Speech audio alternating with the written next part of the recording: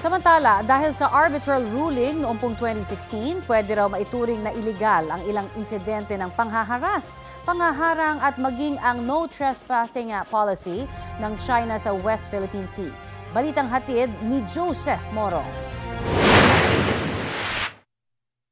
Magwawalong taon na mula nang manalo ang Pilipinas laban sa China sa usapin ng West Philippine Sea sa Permanent Court of Arbitration. Pero nanghihinayang si dating Solicitor General Francis Hardilesa na tila hindi ito masyadong nagagamit sa harap ng mararahas na aksyon ng China. Bahagi si Hardilesa ng legal team ng Pilipinas na naghain ng reklamo laban sa China.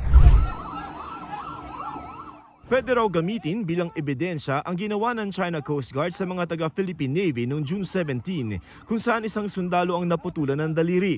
Ang mga insidente ng pang-water cannon ng China at maging ang inilabas na regulasyon ng China Coast Guard kung saan pwedeng hulihin ang mga banyagang lalaot sa dagat na kanilang inaangkin. Disama yon so that we can get a ruling na illegal yon. Kung it will come to pass, and I hope it does not, na they board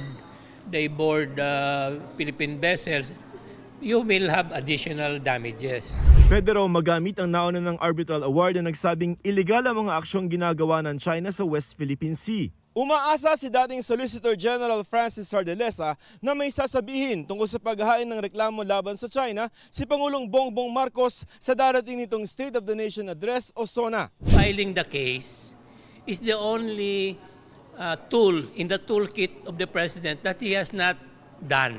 Noong isang taon, nag-usap na sila ni Justice Secretary Crispin Remulla at balak sanang magsampa ng reklamo nitong Marso. Sa pinakahuling harassment ng China Coast Guard sa Pilipinas nito lamang July 7, kitang pinaligiran ng mga bangka ng China Coast Guard at Chinese Navy ang mga bangka ng Pilipinas na magsasagawa ng evacuation sa isang may sakit na sundalo mula sa BRP Sierra Madre. 2 laban sa 4. Ang sabi ng China Coast Guard, pinayagan nila ang medical evacuation. Pero sabi ni PCG spokesperson for the West Philippine Sea, Commodore J. Tariela, katawa-tawa ang pahayag na yan. Ayon naman kay Solicitor General Menardo Guevara, isa sa mga legal na opsyon ng gobyerno ang paghahain ng reklamo sa China kapag nagkaipitan. Pero sa ngayon, susunod muna sila sa polisiya ng Pangulo na gumamit ng mga amicable o hindi agresibong pamamaraan para maiwasan ang paglala ng tensyon. Sa Masinloc, Zambales, ingat naman sa pagpunta ang mga mangingisda sa Baho de Masinloc o Scarborough Shoal. Pinarningan sila na pinalaya sila dahil kung hindi sila lalaya siguro, maaaring huhulihin nga sila dahil nga doon sa dineklara na nila na no trespassing policy. May ilan nga raw na commercial fishermen na hindi na mabalikan ang mga payaw na inilatag doon.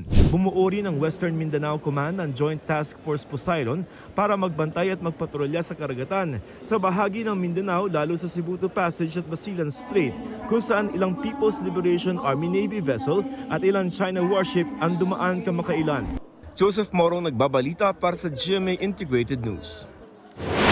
Kapuso, para sa mga maiinit na balita, mag-subscribe sa GMA Integrated News sa YouTube.